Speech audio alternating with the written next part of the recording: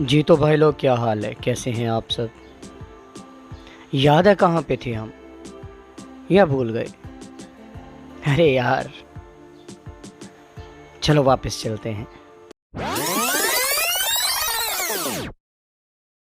तो finally friends, हम Faizabad Faisal movers पे पहुंच चुके हैं और यहाँ से आगे का सफ़र इंशाल्लाह अगले व्लॉग में हमारे साथ रहिएगा। यहाँ से आगे का सफ़र हमारा इन टैक्सी वाले भाई साहब के साथ स्टार्ट हुआ। चलो कहाँ नहीं चलते, चलो। बहुत ही प्यारे भाई थे ये, तो हमें नारायण कागान तक टैक्सी पर ही लेकर जाना चाहते थे, लेकिन हमने कहा भाईजान पीर बदाई पे छोड़ दो, आगे का सफ़र फिर देखेंगे। इस पापी पेट की सुनना भी बहुत अशद ज़रूरी होता है, तो सोचा थोड़ा फ्रूट ले लेते हैं, रास्ते में काम आएगा। केला बनाना बीफर बनाना बनाना वाली केला।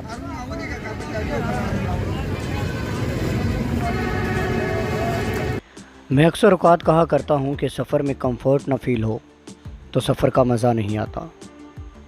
इंसान अपने आप को कंफर्टेबल ना महसूस करे तो उस सफ़र का मज़ा ही क्या। तो कुछ ऐसा ही हुआ हमारे प्यारे अफजल भाई के साथ। उनके जो शूज़ थे वो उन्हें बहुत तंग कर रहे थे, तो हमने सोचा उनके लिए एक प्यारी सी सैंडल ले लेते हैं जो उनको तंग ना करे। और अक्सर ही भाई को फ़ीमेल चीज़ें कम ही तंग करती हैं। इंतहाई शदीद किस्म का रश, कड़कती धूप और हमारा आगे का सफ़र। लो जी, हम एबटाबाद पहुंच चुके हैं। आगे जाने का कोई हमारा प्लान नहीं बन पा रहा। कुछ लोग कह रहे हैं कि हमने जाना है एसी पे, तो कुछ लोग मेरे जैसे जो मासूम और गरीब हैं वो कह रहे हैं कि ले जाओ, चाहे मैं टांगे घोड़े पे ले जाओ। अच्छा, तो लेकिन ये जो बाबे नहीं, चौधरी लोग हैं ना, चौधरी नहीं, और हम कह रहे हैं टांगे घोड़े पे नहीं, अपनी टांगों पे जा सकते हैं तो चले जाए। तो ये चौधरी लोग हैं, इनको जो चौधर है तंग कर रही है। तो एक हमारे जो है ना लाला तालब हुसैन,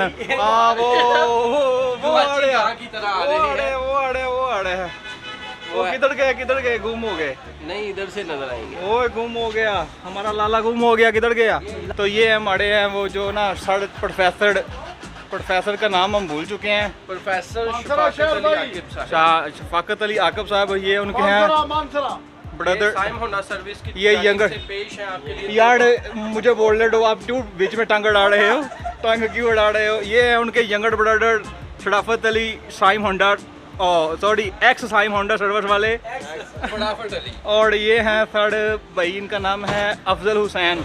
ये है एबटाबाद का कुदरती और शानदार व्यू, और शानदार व्यू में ये जानदार भी है, ये जानदार भी लगा फिर रहा है शानदार व्यू में। जो जो एरिया बदलता गया हमें नस्वार की खुशखबरियाँ मिलना शुरू हो गई। इस सरहद पे तो ये बनता है यार। बड़ी अजीब किस्म की खुशी हुई जब हमें वहाँ पे लोधी सन्स की एक शॉप नज़र आई, जिसने जाहिद भाई की याद ताज़ा करवा दी। हमारा सफ़र फिर से शुरू। यूँ तो देखा जाए तो यहाँ से ही पहाड़ी सिलसिला शुरू हो जाता है, जहाँ पे आपको बहुत ही अच्छे किस्म के व्यूज़ देखने को मिल जाते हैं, लेकिन हमारी मंजिल तो कहीं और ही थी।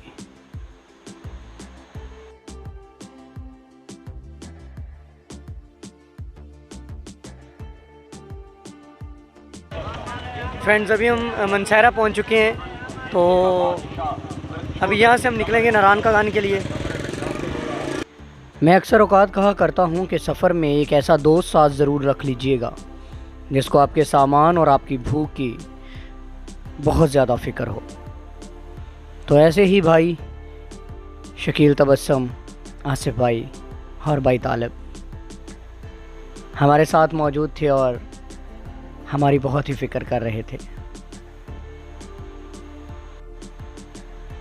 और भाई शकील के तो क्या कहने, क्या कमाल का इनका तजुर्बा है मैंगो काट के ख़ुद खाने का। अरे यार, हमें भी काटने का तरीका सिखा दीजिए। ये से पकड़ो काजू और काजू काट दो। और ये हैं जी मेरे जिगर का टोटा अफजल भाई, जो अकेले अकेले आम खा रहे हैं और हमें पूछ तक नहीं रहे। आसिफ भाई लीजिए, आप भी मुंह मीठा कीजिए। और ऐसी गर्मी के मौसम में अगर आपके साथ शराफत भाई जैसे दोस्त हों जो आपको ठंडा पानी पिला दें तो क्या ही बात। और फिर उनके नारे तो बनते हैं ना जनाब।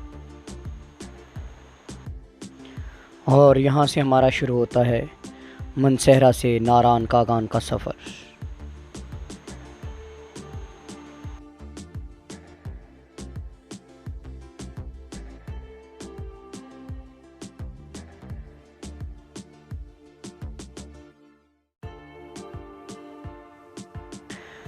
ना जाने क्यों दोस्तों, पहाड़ों में एक अजीब सी कशिश पाई जाती है।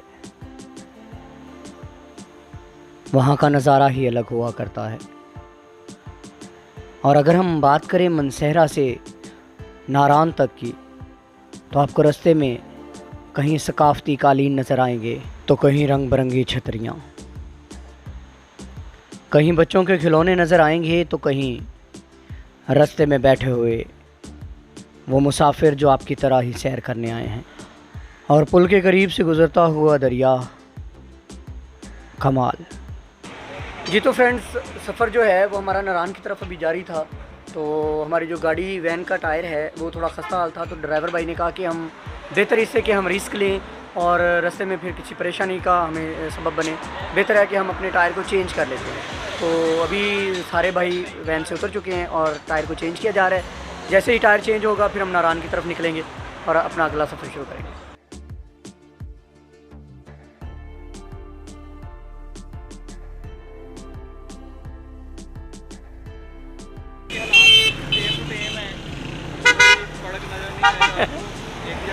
बस इनका फ़र्क नज़र आ रहा है।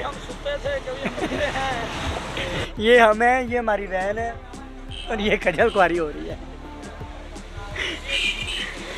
फ्रेंड्स, टायर जो है वो गाड़ी का चेंज हो चुका है, तो अभी अपने सफ़र की तरफ निकलते हैं और बाकी बातें फिर होटल में पहुंच के करेंगे।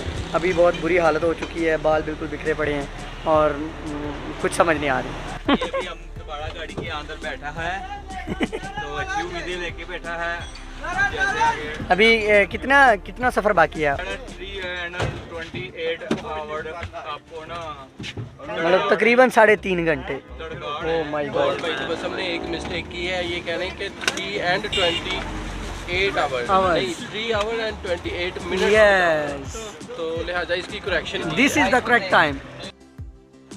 सफ़र का दोबारा आगाज़ और दरिया में बहते हुए पानी की लहरों के साथ आपके जज्बात और एहसासात का चश्मा भी बह जाता है।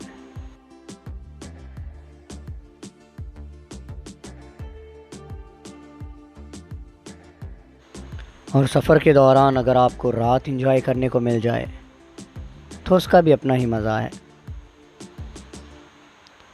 और ख़ास तौर पे जब आपके तमाम तर दोस्त सो रहे हों और आप खिड़की से बाहर हाथ निकाले नज़ारों का लुत्फ़ उठा रहे हों। तो ड्राइवर भाईजान ने बस लगा दी स्काई रेस्टोरेंट पे। यकीन माने बिल्कुल आसमान पे ही लग रहा था और रेट्स वो तो आसमान से भी ऊपर। यहाँ से नारान तक कहीं आपको ग्लेशियर्स मिलेंगे और कहीं बहते हुए आबशारें, और फिर आप नारान पहुँच जाएंगे। और नारान के पहाड़ों पे जो पहली नज़र का आलम होता है वो अल्फाज में बयान नहीं किया जा सकता। जी तो फ्रेंड्स, नारान पहुंच चुके हैं, हालत आपके सामने ही है।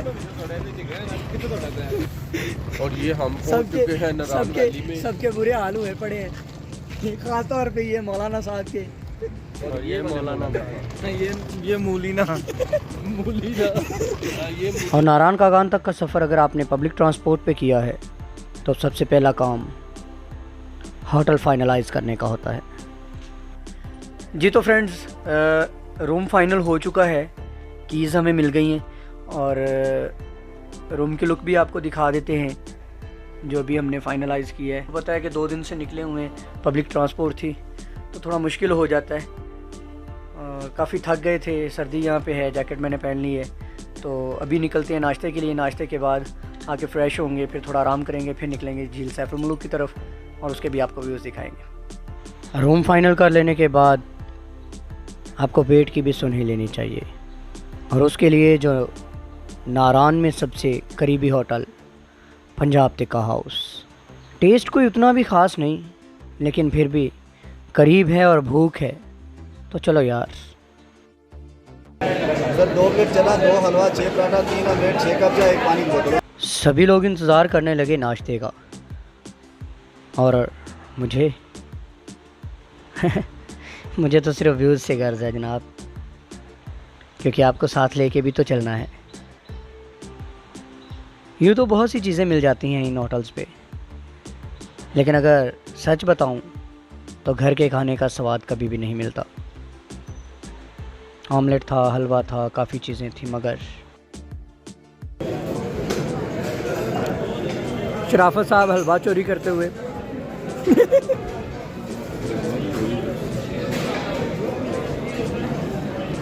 बड़ी काविशों और बड़ी मेहनत के बाद ये नाश्ता नसीब हुआ है। सबसे ज़्यादा आमलेट तालब भाई ने चोरी किए हुए हैं। और नाश्ते के बाद अगर हम नशेई लोगों को चाय ना मिले तो काहे का नाश्ता, चाय तो बनती है। नाश्ता करें और होटल पे निकल जाएं, आराम करें और बाद का सफ़र बाद पे रखें।